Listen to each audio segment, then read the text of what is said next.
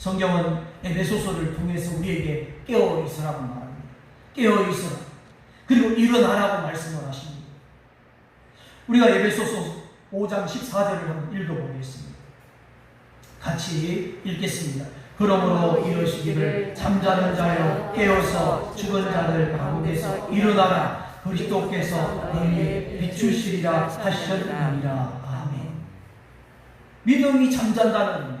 분명히 이 사람은 살아 예수님을 믿고 구원을 받았고 하나님의 자녀가 되었습니다. 분명히 살아있습니다. 영혼이 살아있는데 잠을 잔다는, 잠자는 영혼은 아무것도 못합니다.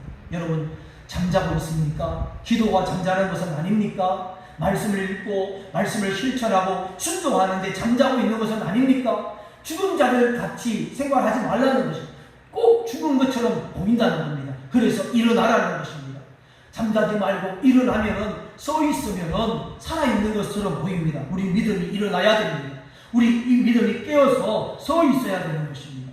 왜 여러분 우리는 어둠이 아니라 빛의 자녀입니까? 왜 빛의 자녀라고 말합니까? 예수님 때문에 우리가 빛의 자녀가 된 것입니다.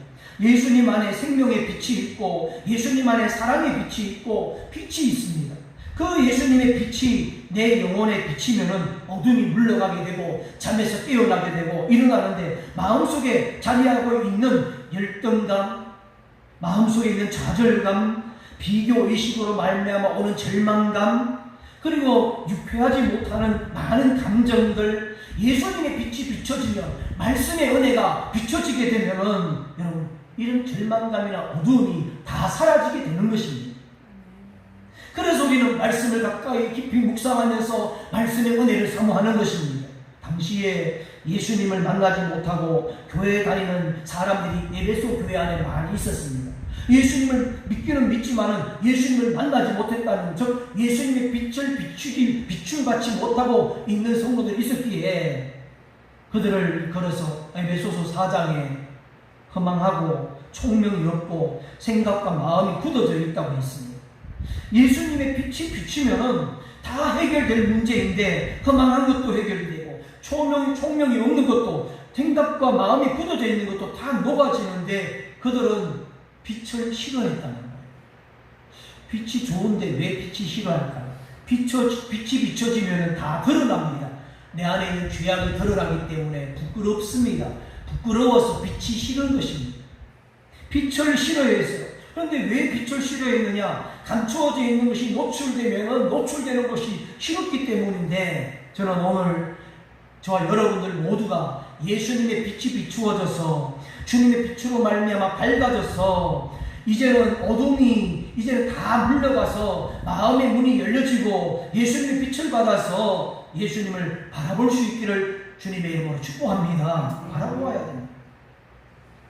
자, 깨어서 빛 가운데 사는 삶은 어떤 삶을 사느냐? 5장 18절 한번 보겠습니다. 어떤 삶을 사는지 보겠습니다. 20절까지 같이 읽겠습니다. 술 취하지 말라. 이는 방탕한 것이니 오직 성령으로 충만함을 받으라. 시와 감사와 신령한 노래들로 서로 화답하며 너희의 마음에 주께 노래하며 찬송하며 범사에 우리 주 예수 그리스도의 이름으로 항상 아버지 하나님께 감사하며. 자, 깨어서 빛 가운데 있을 때에 성령의 충만함을 받게 됩니다. 성령의 충만함을 받아서 범사에 하나님을 찬송하고 감사하라고 권면하고 있습니다. 성령 충만함을 받아야 됩니다. 성령 충만함을 받는다는 것은 무슨 뜻입니까? 우리가 성령님을 우리 안에 환영하고 우리 안에 오시기를 마음을 열고 기대하고 소망하고 소원해야 됩니다. 성령님은 인격적입니다. 누군가를 만나고 싶을 때 간절한 마음을 가지고 소원할 때에 만나게 됩니다. 성령님은 언제든지 우리 가운데 오시는데, 우리 가운데 오시기를 소망하고 소원할 때에 여러분 우리 가운데 받아들이는, 그리고 신령한 노래로 합당하게 주님을 찬송할 수 있습니다. 찬양은 두 가지입니다. 우리가 하나님께서 받아 주님께 하는 찬양이 있습니다. 우리가 하나님께 드리는 찬양, 주님께 부르는 찬양이 있고, 그 다음에 말씀에 19절 말씀에 보면 신령한 노래로 서로 화답하며 이렇게 말합니다. 이 찬양은 무슨 찬양이냐면 하나님이 하신 일, 우리 예수님이 하신 일을 기억하고 묵상하니까 찬양이 나오는데 우리가 서로 찬양을 예수님이 하신 역사들, 하나님이 이루신 구원의 역사들을 서로와 화답하면서 주고받고 하는 찬양을 하는 겁니다. 이 찬양이 그런 것입니다.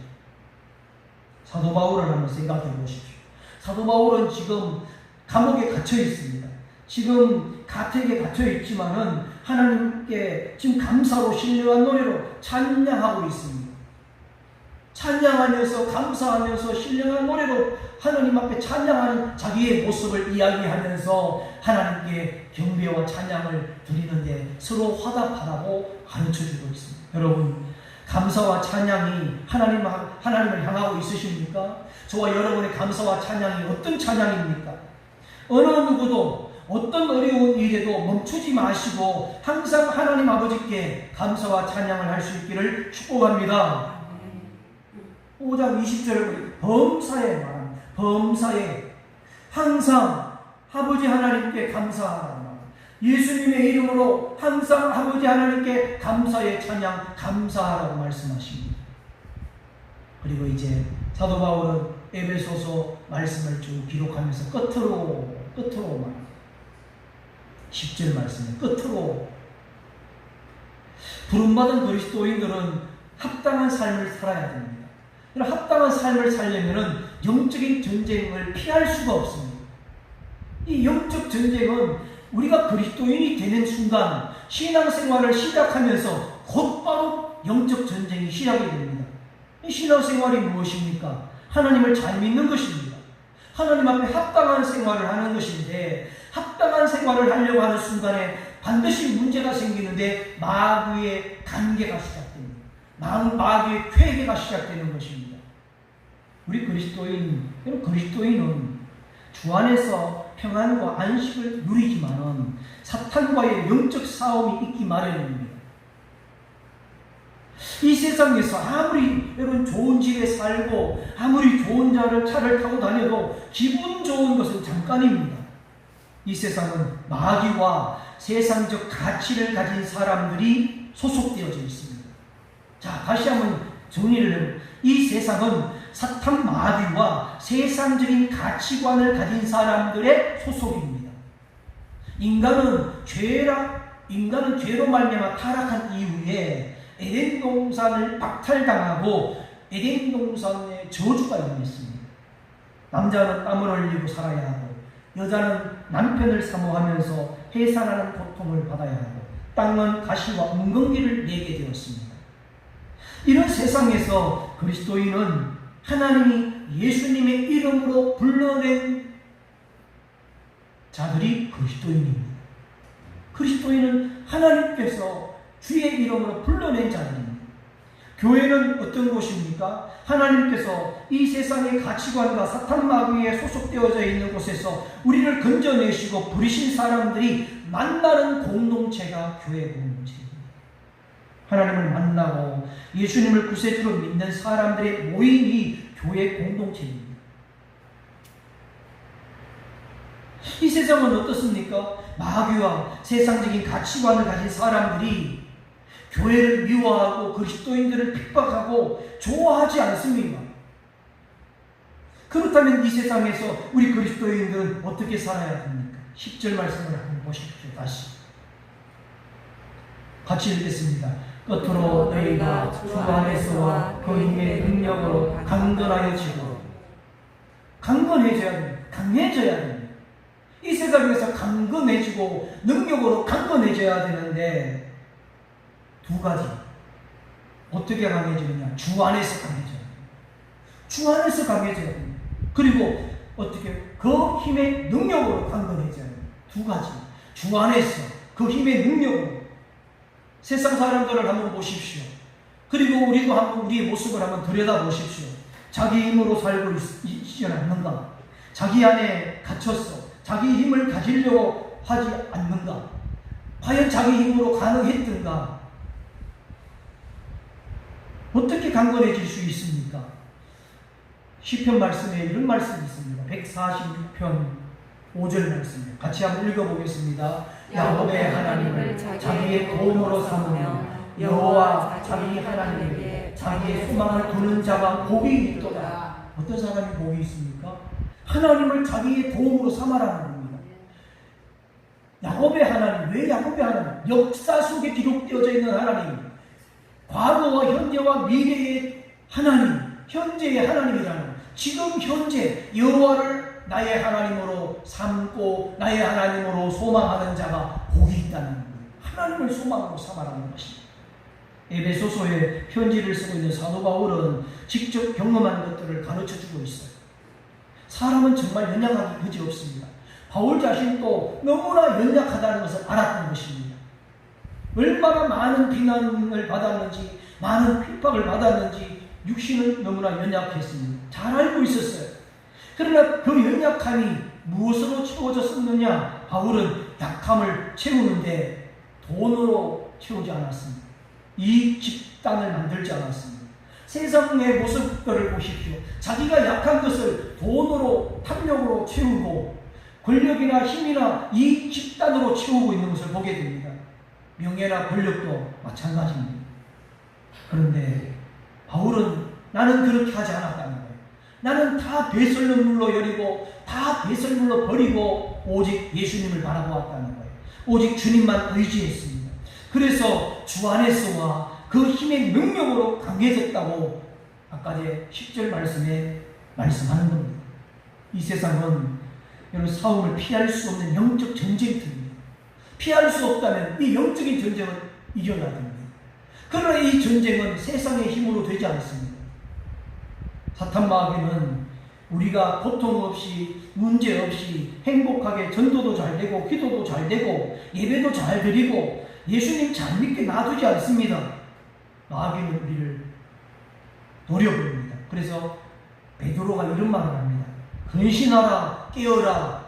마귀가 삼킬 자를 찾아다닌다. 삼킬 자를 찾고 있단 말입니다. 그래서 우리 그리스도인들은 세상에 사는 동안에 반드시 하나님의 전신갑주를 입어야만 합니다. 하나님의 전신갑주를 입어라. 그래서 오늘 11절 말씀에 본문에 한번 읽어보겠습니다. 마귀의 관계를 영이 대적하기 위하여 하나님의 전신갑주를 입어라. 할렐루야. 대적한다는 것은 우리에게는 마귀의 관계와 능히 대적해서 싸워서 이기려면 전신갑주 하나님의 옷을 입으라고 가르쳐주고 있습니다. 여러분 어떤 옷을 입고 있습니까? 어떤 사람은 지식으로 옷을 입습니다. 어떤 사람은 사색과 어떤 철학으로 옷을 입습니다. 세상에는 많은 옷들이 있습니다.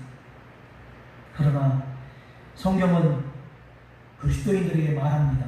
너희는 하나님의 옷을 입어라. 예수 그리스도로 옷을 입어라. 하나님의 전신갑주를 입어라. 반드시 영적인 갑옷을 입어야 합니다. 왜 갑옷을 입어야 되느냐? 하나님의 갑옷을 입지 않으면 안 되느냐? 안 됩니다. 입어야 됩니다. 입어야 돼요. 입어야 여러분 우리가 이 사탄의 관계를 대적할 수 있는 것입니다. 그냥 싸울 수가 없어요. 하나님의 갑옷을 입어야 됩니다. 12절 말씀해 보십시오. 12절 말씀. 악한 영들을 상대하기 때문입니다. 악한 영들. 이 약한 영들에 대해서 나열하고 있죠. 자, 그런데 보면은 13절 한번 잠깐 넘어가서 한번 읽어보겠습니다. 그러므로 하나님의 전신갑주를 취하라. 이는 악한 날에 너희가 능히 대적하고 모든 일에 행한 후에 서기 위함이다. 자, 보십시오. 악한 날이 언제입니까? 악한 날이 며칠입니까? 이 악한 날은 우리가 사는 모든 날입니다. 저와 여러분이 살아있는 모든 날이 악한 날입니다. 자, 예수님을 잘 믿고 여러분 예배도 잘 드리고 믿음이 충만하고 성령이 충만한데도 이 세상이 악하지 않습니까? 악합니다. 우리 안에 늘 악함이 공격해 옵니다. 우리가 살아가는 모든 날을 이겨라는 겁니다. 우리가 살아가는 모든 날이 영적인 싸움이라는 뜻입니다. 우리가 살아가는 모든 날, 하루하루 하나님 앞에 확신 가운데 살 수 있어야 됩니다. 저와 여러분이 영적으로 확신을 가지면 마귀가 아무리 날뛰어도 결코 우리를 넘어뜨릴 수 없습니다. 넘어지지 않습니다. 하나님의 능력을 힘입고 영적으로 강해지면 마귀가 아무리 우리를 공격해도 우리는 결코 넘어지지 않습니다. 사람들 중에는 상처를 잘 받는 사람들이 있습니다. 상처를 참 잘 받는 분들이 있어요. 또 같은 문제 때문에 상처를 받는 사람도 있고 다양한 여러 가지 때문에 계속 반복적으로 상처를 받습니다. 그러면 우리 상처받으면 어떻습니까? 이 상처 때문에 절망하게 되고 이 상처는 나를 좌절을 시키고 이 상처가 들어오면 괴롭습니다. 그런데 여러분 영적으로 무장하게 되면은 이 상처도 다 해결, 이 문제도 다 해결되는 것입니다. 빌립보서 4장 13절 말씀에 보면은 내게 능력 주시는 자 안에서 강해질 수 있다고 말씀합니다. 주 안에 있으면 강해지는 것입니다. 마귀의 관계에는 두 가지 목적이 있어요. 그런 사탄 마귀. 여러분 우리가 살아갈 때에 이게 사탄의 관계이구나 우리가 빨리 분별할 수 있는 방법이 두 개입니다. 첫째는 뭐냐면 자꾸 힘이 빠지고 살고 싶지 않고 막 자살하고 싶은 마음이 들고 이거는 사탄이 주는 마음이에요. 왜냐하면 우리 그리스도인들도 이 나약한 마음 때문에 사탄이 자꾸 관계를 해서 자살시키면은 마귀의 자녀가 되어버리는 거예요. 사탄이 자살시켜서 마귀의 자녀로 시켜버리는. 그런데 이게 잘 안 돼요. 우리 그리스도인들이 자살을 잘 안 해요. 견디거든요. 이기거든요. 첫 번째가 안 되니까 그 다음 사탄이 쓰는 방법이 뭐냐면 분열과 시비를 통해서 하나님의 일을 하지 못하게 합니다. 서로 분열시킵니다. 감정이든 어떤 내용을 가지고 분열시키고 시비를 걸게 만들고 그래서 절망시키게 만듭니다. 이 사탄의 정체를 깨달아야 됩니다. 알고 분별해야 됩니다. 하나님의 일을 방해하기 위해서구나 깨달고 분별해야 됩니다. 사탄은 항상 배후에서 우리를 건듭니다. 어떻게 건드느냐? 다시 한번 12절을 보겠습니다. 우리의 실험은 혈과 육을 상대하는 것이 아니요. 자, 여기까지. 우리가 싸우는 것은 혈과 육을 상대하는 것이 아닙니다. 이건 무슨 뜻인가? 우리의 싸움은 사람을 상대하는 게 아닙니다. 자, 누가 여러분들 괴롭히고 여러분들한테 힘들고 여러분들을 계속 힘들고 괴롭고 어렵게 만듭니다. 그런데 우리가 사람과 싸우는 것. 근데 대부분은 사람과 싸워버립니다. 저 사람이 나를 힘들게 하니까 그 사람하고 나하고 싸워버려요. 이 싸움은 영적인 싸움이 아닙니다. 그래서 누가 여러분들의 혈과 육을 괴롭히면 무시해버리면 되는 거예요. 하나님께 맡겨버리고 무시해버리라는 겁니다. 그래서 우리의 싸움은 혈과 육에 대한 싸움이 아니고 마귀가 배후에서 이용하는 것이 있는데 통치자들과 이렇게 말합니다. 이 통치자들은 무엇을 말하느냐? 여러분 이 세상에는 통치자들이 있습니다. 그 통치자들 배후에서 마귀가 이용을 하는 거예요. 배후에서. 이 통치자들이 어떤 일을 합니까? 정치적으로 통치하는 사람 있죠. 경제적으로 통치하는 사람, 문화적으로, 군사적으로 통치하는데 그 배후에 사탄이 그들의 마음을 격동해서 하는데 그 배후에는 사탄과 싸우는 겁니다. 그 다음에 뭐예요? 권세. 이 권세는 권위를 말합니다. 우리 영적 권위가 있지만 이 영적 권위를 말하는 게 아니라 어떤 권위를 말하느냐 하면 사탄의 영적 권위가 있어요. 무당이 가지고 있는 그 점쟁이들 가지고 있는 그 영적 권위들. 그 배후에서 있는 귀신의 권위들이 있어요. 뿐만 아니라 또 이단의 그 교주들이 가지고 있는 잘못된 권위들. 이 배후에서 사탄이 이 권세를 가지고 있는 거예요. 이 권세에 대한 싸움이야. 그 다음에 어둠의 세상 주관자들. 여러분 어둠의 세상 주관자는 어떤 자들입니까? 무엇이어도 싸우고 폭력을 행사하고. 그래서 기독교는 폭력 종교가 아닙니다. 비폭력입니다. 폭력을 하는 거 아니에요. 예수님께서 만약에 폭력을 할 수 있었다면 기적과 역사를 나타내셔서 로마 군인들 주변에 있는 자들을 다 납작하게 만들었겠죠. 그러나 그 방법을 사용하지 않습니다. 십자가에 달리십니다. 그래서 진정한 승리를 얻습니다. 사기치는 것, 거짓말하는 것, 이게 다 어둠의 세상 주관자들입니다. 이 배후에 악한 영들이 있다. 그 다음에 하늘에 있는 악의 영들, 하늘에 있는 악의 영들을 뭐냐? 우리가 알고 있는 귀신들입니다. 이 약한 영들, 사탄의 마귀가 부리는 이 귀신들, 이 악한 영들에 대해서 우리가 싸우는데, 자, 이 더러운 사탄 마귀는 엄밀하게 숨어서 자기 존재를 드러내지 않습니다. 대리인을 세워서 교회와 그리스도인들을 공격합니다. 이렇게 피할 수 없는 싸움은 우리 그리스도인들은 어떻게 하면 이길 수 있느냐? 하나님의 전신갑주를 입어야만이 이길 수 있습니다. 전신갑주로 무장해야 됩니다. 그 방법이 있어요. 14절 말씀. 먼저 서서 진리로 너희의 허리띠를 띠고 의의 호심경을 붙여. 첫 번째 뭐냐면 허리띠를 떼야 돼요. 이 허리띠를 띨 때 자세가 뭐냐? 가장 기본적인 자세는 서는 거예요. 서서 영적으로 바로 서야 돼요. 누워서는 누워있어 잠자는 상태에서는 이 허리띠가 안 묶여집니다. 허리띠는 어떤 역할을 하냐면 당시에 남자든 여자든 치마 같은 것을 입었어요. 펄럭펄럭합니다. 걷거나 뛰기 위해서 허리띠를 매야 되는데 비유상 얘기한 겁니다. 즉 서야 되는 겁니다. 우리는 어떻게 서 있는지, 내가 서 있는지, 누워 있는지, 잠자고 있는지를 여러분 보고 서야 돼요. 그래야 허리띠를 뛸 수 있습니다. 허리띠는 내 기본적인 것을 보호합니다.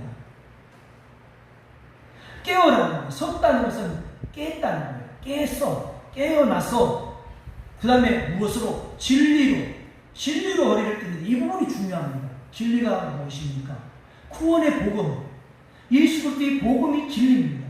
하나님이 우리를 사랑하신다고, 그리고 하나님이 예수님을 통해서 우리를 구원하셨다고, 이것이 진리입니다. 이 진리는 여러분 가장 핵심입니다. 하나님이 나를 사랑하십니다.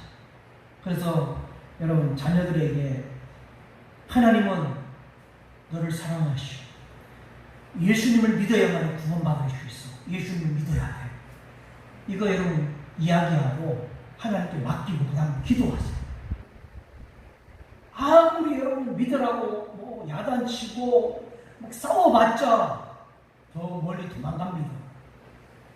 말씀의 권위를 가지고 하나님은 너를 사랑하시오. 그리고 예수님을 구세주를 영접해 확인해야 돼. 나는 너가 예수님 믿고 하나님의 자녀가 되길 원해. 그 다음에 기도하는 거예요. 하나님께 맡기고 그 다음 기도하는 거예요. 그리고 또 잊을만 하면 또 이야기하는 거예요. 하나님은 너를 정말 사랑해. 넌 하나님의 사랑을 받는 자녀야. 예수님을 구세주로 영접하면 그 사랑을 받을 수 있어. 그 다음에 기도하는 거예요. 하나님께 맡기고 기도하는 겁니다. 자, 이것이 진리입니다. 이 진리로 허리띠를 띠라는 거예요. 든든히 하라는 겁니다. 그 다음에 14절 말씀. 호심경. 이 가슴에 붙이는 보호판이에요. 금속판. 오늘날로 말하면 이 뭐죠? 방탄조끼. 예. 그러니까 방탄조끼를 보면은 다 하지 않습니다. 이 가슴만 보호합니다. 여기 조끼라고. 이 가슴을 보호하는데 이 가슴이 중요합니다. 여기에 마음이 있고 다 중요합니다. 그런데 여기에 무슨 호심경이냐면 무슨 방패냐면 의라고 하는 호심경이에요. 의. 여러분 의가 뭡니까? 이 의는 한 가지밖에 없어요. 믿음으로 말미암아 의롭게 되는 거예요. 믿음. 그래서 우리 마음의 가슴에 믿음으로 채워야 되는 거예요. 믿음으로 호심경을 채우는 겁니다. 그래서 의의 호심경, 믿음의 호심경, 의의 호심경을 채워요. 가슴을 보호해야 됩니다. 믿음으로 여러분 마음을 보호하십시오. 믿음으로 마음을 지키십시오. 믿음으로 호심경으로 여러분 마음을 심장을 지키시기 바랍니다. 15절 말씀입니다. 신발을 신으라고 말합니다. 어떤 신발? 평안의 복음의 신. 평안의 신발을 신습니다. 자, 평안의 복음의 신을 신으시라는데 평안이 없으면 이게 신발이 아닙니다. 평안이 있어야 되는데 이 평안이 중요합니다. 근데 이 평안을 깨뜨리는 게 뭐냐면 죄거든요. 죄책감 때문에 불안한 겁니다. 우리 불안은 어떤 환경적인 요인으로 인해서 찾아오는 것처럼 보이지만 실제로 우리의 마음의 불안감과 두려움은 평안을 빼앗는 것은 죄입니다. 죄책감. 여러분 이 죄는 죄책감까지도 우리 주님께 맡기십시오. 다 맡기십시오. 하나님께 맡기면은 되는 겁니다. 하나님께 맡기면 예수님이 씻어주십니다. 십자가로 소멸되는 것입니다. 두려움도 다 떠나가게 되는 것입니다. 그래서 평안의 복음의 신을 신하라. 그 다음에 16절 말씀이에요. 자, 16절 같이 읽겠습니다. 모든 것 위에 믿음의 방패를 가지고 이로써 영이 악한 자의 모든 불화살을 소멸하고 믿음의 방패를 가져야 됩니다. 믿음의 방패, 믿음이 뭡니까? 무엇이 믿음인가요? 예수 그리스도를 24시간 바라보는 것이 믿음이에요. 예수님을 24시간 바라보는 것이 믿음의 방패라는 겁니다. 믿음의 방패, 예수님을 바라보면 주님이 우리를 온전하게 해주십니다. 24시간 예수님을 바라보는 것이 믿음의 방패인데, 그래서 히브리서 12장 2절 말씀에 예수 그리스도를 바라보자 한번 읽겠습니다. 믿음의 주요 또 온전하게 하시는 이 예수를 바라보자. 믿음의 주, 온전하게 하시는 예수 그리스도를 바라보는 것이 믿음의 방패라는 것입니다. 여러분 앞에 있는 문제가 있지만 그 문제를 하나님이 주셨다고 믿으시고 예수님을 바라보십시오. 주신 분이 풀어주시고 주신 분이 해결하시고 주신 분이 열어주십니다. 예수님 바라보아야 됩니다. 그럼 우리는 모든 신앙의 배경이 다 다릅니다. 사는 것도 다릅니다. 직업도 다릅니다. 혈액형도 다릅니다. 성별도 다릅니다. 다 다르죠. 다 달라요. 그런데 한 가지는 똑같아요. 예수님을 바라보는 것은 같습니다. 그래서 우리 주님은 우리를 모든 상황 속에서 예수님을 바라볼 때에 오직 예수님만 바라보았는데 그에게 믿음의 방패가 되어주시고 구원해주시고 승리하게 하시는 겁니다. 믿음의 방패 24시간 예수님을 바라보는 것입니다. 17절 말씀. 구원의 투구와 성령의 금을 가져라. 구원의 투구, 이 머리에 헬멧을 쓰라는 거예요. 헬멧. 머리에 여러분 이게 헬멧을 덮어서 머리를 보호하라는 거예요. 왜 머리를 보호하느냐 하면은 구원의 구원. 이 구원의 투구는 구원의 확신을 말합니다. 여러분 항상 사탄은 우리에게 구원의 확신을 불안하게 하고 의심하게 만듭니다. 구원의 확신, 그리고 구원의 확신을, 그 구원에 대한 것을 헬멧, 투구를 쓰라는 거예요. 나는 구원받았어. 나는 하나님의 자녀야. 이 구원에 대한 확신을 가지라는 거예요. 확신이 없으면 무너집니다. 확신을 굳게 하라는 거예요.